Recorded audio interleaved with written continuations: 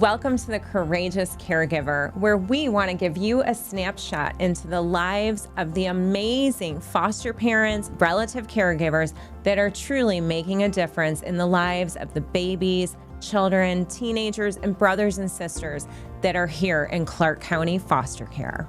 Today we're here with Bruce Walker. Bruce, you are a foster parent. Yes. I'm excited to hear a little bit about you and about your journey before we go into our lightning round. So Why don't you give me just a little bit about yourself and how you got into fostering? Okay. Named Bruce Walker. I got into fostering, honestly, it was my ex's idea.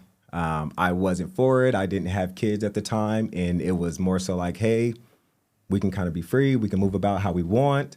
I just end up kind of supporting her.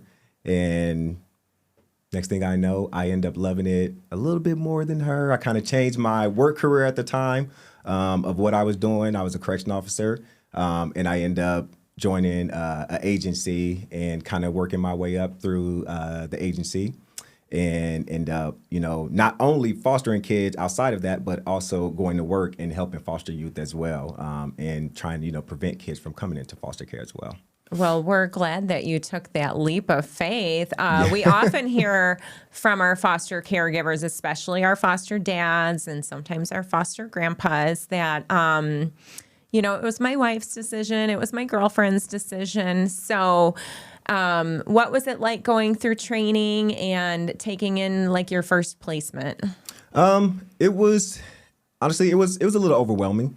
Again, I was in the mindset of I was just kind of supporting her, but in the back of my head, I'm like, okay, well, now we have to give up this. And then they start talking about the day-to-day responsibilities and then like some of the documentation pieces of it. So I was kind of worried, like, well, what if we mess this up? Or what if we end up, because at one point they talked about, a case could be substantiated against you because kids like to make threats and things like that. So a lot of that kind of sat in the back of my head. But I continued to push past it. And I mean, even 12 years into it now, I haven't had, or some of the issues that have come up, dismissed completely with, because I take care of my home and I take care of the kids. So nothing is, I guess, have come up from that end to where it's been an issue. Great. And describe some of the kids that you've cared for. Have you taken in sibling groups? Have you taken in different age ranges? What have your experiences been like? Across the board, I've had all ranges of kids. So I've had sibling groups. I've had just individual kiddos. I think one of my biggest groups was a sibling group of there were 4 or 5. And at one point, we ended up having all 5 of the kids. A couple of them aged out, and then a few of them were adopted out. And I had those kids for about 6 years, and then they, like I said, transitioned out, and I still keep in contact with a few of them now.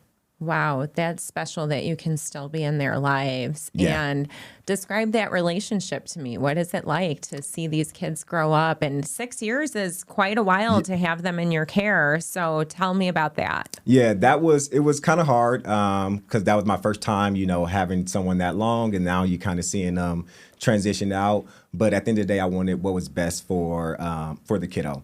And he thrived in a 2-parent home. And at that point in time, I was just doing it by myself. And I knew that's what he needed. So the perfect adoption family came along. We were able to kind of talk.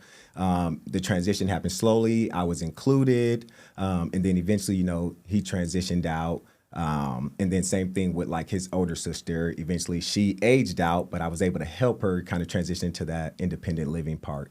What was it like being a single foster dad for a while? It was a little challenging, because I was still working and then coming home and trying to, take care of that part of it. But the kids I had, they were pretty good. They were helpful. They kind of helped maintain the cleanliness of the home. And we always had our weekends to kind of do our activities.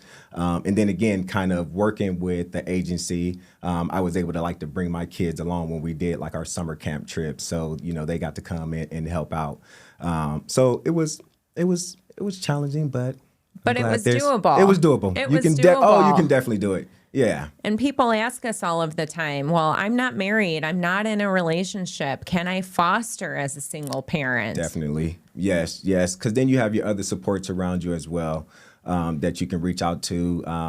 If not your family, you have other foster parents. And I've never ran into a foster parent that wasn't willing to share any advice or give any encouraging tips.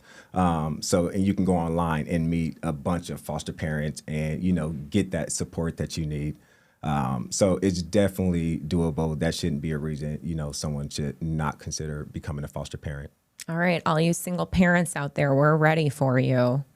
All right, so should we move along to our lightning round? Let's do it. Okay, I'm going to ask you a series of questions. We just want like your first initial answer so that way you can really paint a good picture. Sounds fun. Let's do it. Okay, all right. First question should be easy. Okay. How long have you fostered? It's been about 12 years now. 12 years. Wow. Yeah. And how many kids have you fostered along your journey? I want to say probably somewhere in the close range of almost 30.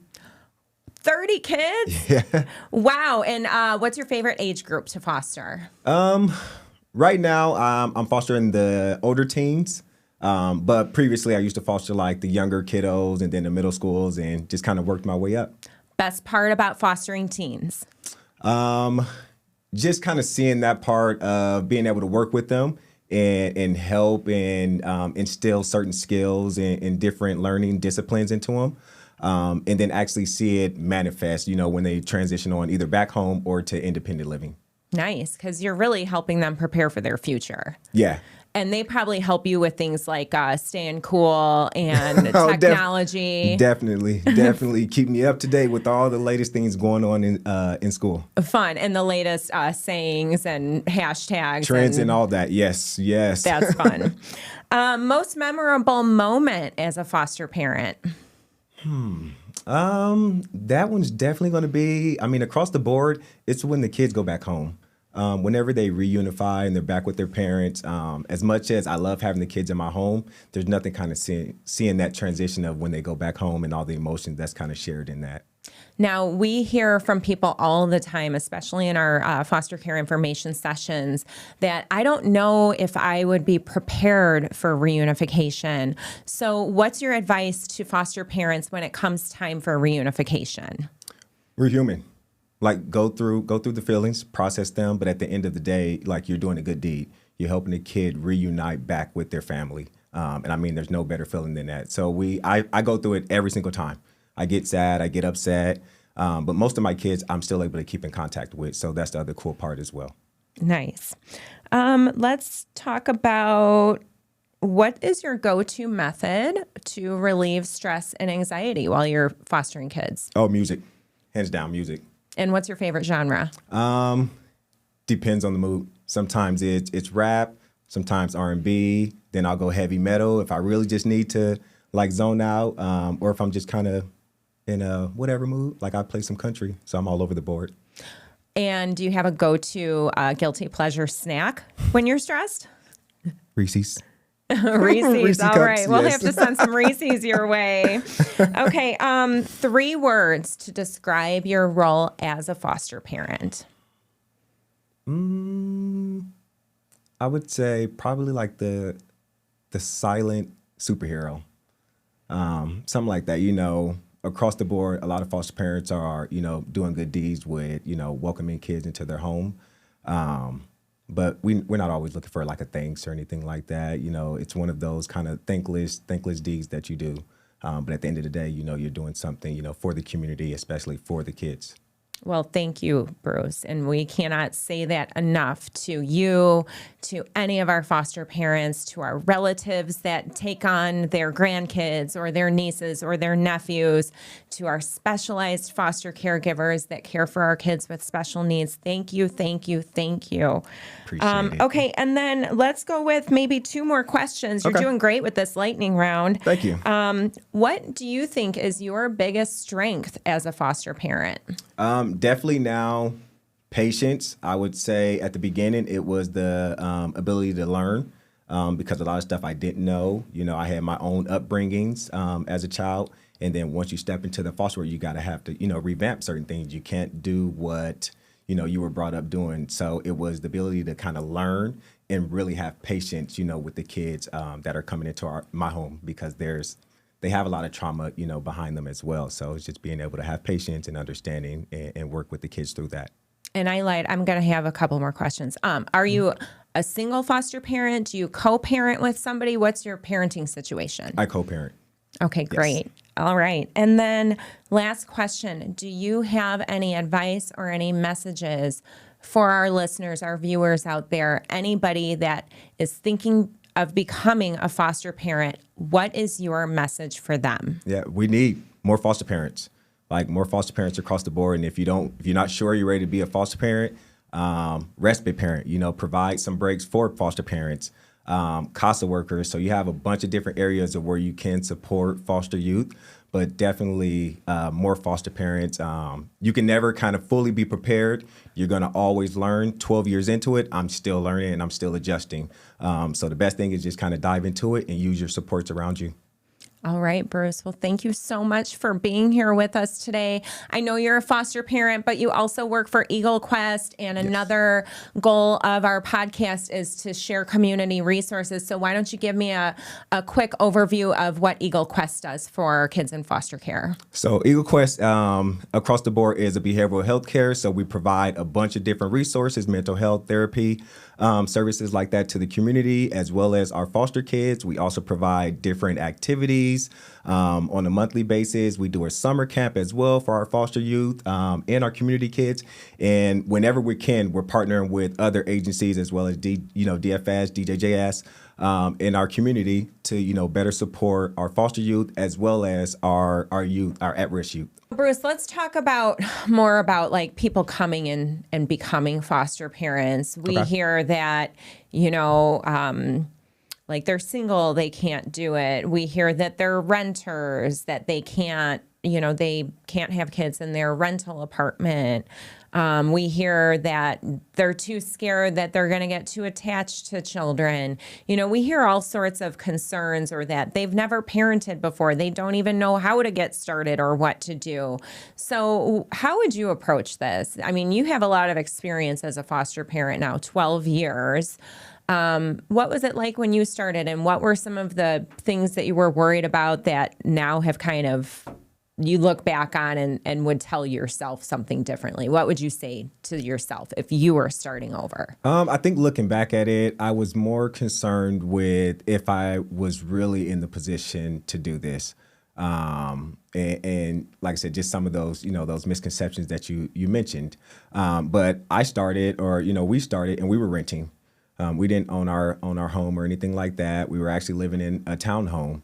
And we started and, we got licensed for, 2 kids and, went through the process. And a lot of it, kind of got dismissed during the training part of it. You get that support. You're in there with other individuals who's in the same boat as you, have the same thoughts. And at one point they had like a foster parent that came in and shared some advice. So that was pretty cool to kind of hear like, okay, it's not going to be that bad. And you just kind of, push through it. There were things that came up, but as long as, again, you were genuine in your heart and you were taking care of the kids, a lot of that stuff was unsubstantiated or got dismissed or never even came to fruition. So I can remember definitely saying like, wow, well, we're working here, and what happens if, this kids make this false threat? Like that was one of the biggest things, a kid make a false allegation and it cost us, our career or something like that. And a foster parent had came in and had shared, they kind of went through the system and they're like, here's what I've always been transparent with everything with my kids and with my team. So if there were ever questions, we all were always on the same page. So that was something I took into it with me, where I was always transparent across the board. Like, nope, the kid doesn't need to leave for this. Let's all sit here. And we kind of went through those things. So there was never well, I wasn't there, or this is what was said. We all, and the kid as well, giving that power back to the kid, felt like they were really part of that team and got to make decisions, for themselves.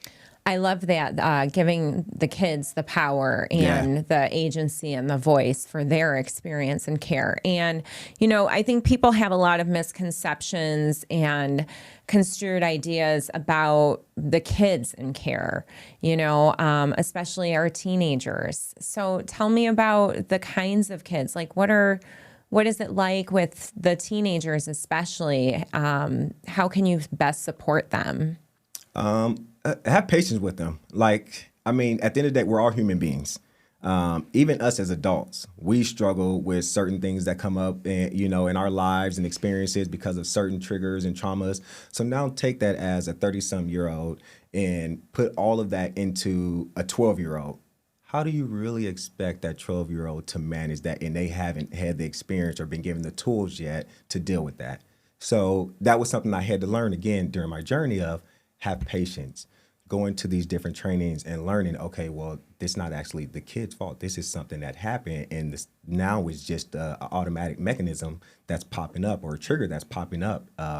My best thing I can do is let me show them a positive way. And a lot of times I think, especially seasoned foster parents, get a little discouraged because it feels like you're putting all this in and then you don't get to see it. But I think we also lose that vision of, like, we're planting a seed. We may not see that leaf come up yet, but as long as down the road that leaf comes up and ends up joining the rest of the community and impact the community in a positive manner, then we did our part. We may not see it, but we did our part. And I think we have to keep that in mind throughout this journey. Some of it, we will see the leaf grow and blossom. Some of them we won't, but we know we at least, poured a little bit of our positive rain into that pot. Yeah, you give that nurture, that love on what it takes to grow those strong roots and really, become a responsible adult, an active person within our community, somebody who's thriving. So that's really important to note too, that a lot of the work that you put in, you might not see for years. So how do you care for yourself during this time when you're giving? How do you care for yourself so that way you're able to care for these kids? A lot of that is, you got to have your moments where it's just you. And on the weekend, sometime, you take your moment as well and you go do those things that you're doing. If that's going for a walk or if that's hiking or if that's, going and I used to like playing video games. So I had a little bit of time that was just for me. And I would go, and that was every week, eventually once I got busy, every other week, that I would still try to make sure I made that time where I can kind of enjoy those things. And while I'm doing that, like, the kids were kind of doing their own thing as well. And we all had that understanding to where as long as I had that time, like, that was like my recharge. Like, I went through the week, I did all this, making appointments, booking schedules, meeting with caseworkers, doing the documentation part. Okay, on Sunday, at 2 p.m., that's just me. I don't got to do anything. I can just lay here. And they knew. And then sometimes really at 3:01. But at least they gave me, I had my hour to just kind of relax, de-stress, and move on, and prepare for the next week. All right. And routines in your house. Do you have scheduled routines? Are there certain things that you expect from the kids coming into your care? How do you welcome them home? The welcome part, I like to just be very, very simple, especially at the beginning. I'm not sure of what that previous 24 hours looked like for that kiddo. And of course, moving into someone's home that you don't know could be very overwhelming. So I just, the basic things I'll show the kid around the home, just explain maybe 1 or 2 rules. That's it, really the big ones. And then outside of that, I allow the kid to kind of have, that free time. And, I let them know maybe like in a day or so, then we can kind of sit down and go over a little bit more of the rules. But again, not too super overwhelmed with here's this whole list of rules. So I keep it very simple. I have maybe about 5 rules, and really 2 of them that, I'll share on the first day, and then everything else is like, hey, sometimes it may come up, but I don't want to sit here and, bore you with the whole list of rules. And I like to use that first week of kind of getting to know the kid. So we'll plan things, or I ask the kid, favorite dinner. So to try to prepare some of that, find out. I love doing activities. So anything, or you like going to the arcade, or you like going bowling, or you like going out here. We like food spots. So just trying a bunch of different food spots. So anything that I can kind of find to where I can kind of make a connection with the kid, then at that point, I'll do that. Once the connection is built, now I can provide, advice and things like that. But I can't go right in within that first week of, hey, you should do this or you need to do that, you need to do this. No, I actually need to prove myself to this kid first that, hey, you can trust me. I'm just here to kind of share this. I have no judgment. I'm just giving advice. And it's kind of up to you, whatever you want to do with it. But at the end of the day, you do have a home that you can sleep in, be protected in. I love that. And something that you said really resonated with me was that you don't know what the last 24 hours was like for that child, let alone the last maybe 10 years or 13 years or, what their day-to-day life is. What are the traumas that they've been through before they've gotten to you? And I think for the first instinct, you want to know so that way you can help that child. But a key factor that I think I heard you say is, you wait for the child to establish that trust for them to come to you, not to overwhelm them.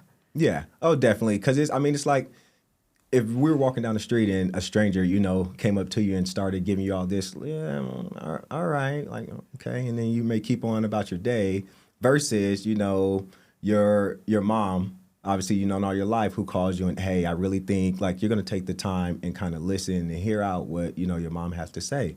So it's the same thing. Like, wait till that rapport has been established to where now let me offer a little advice here. And I'm not going to slam it at you. And I'm not going to say this is what you have to do, because now I'm also competing with 15 years prior of what you were told and what you were experiencing in your environment. And now you've only been with me for 2 months. And now I'm trying to change ways. And now I expect you to, make this change. That's not going to happen.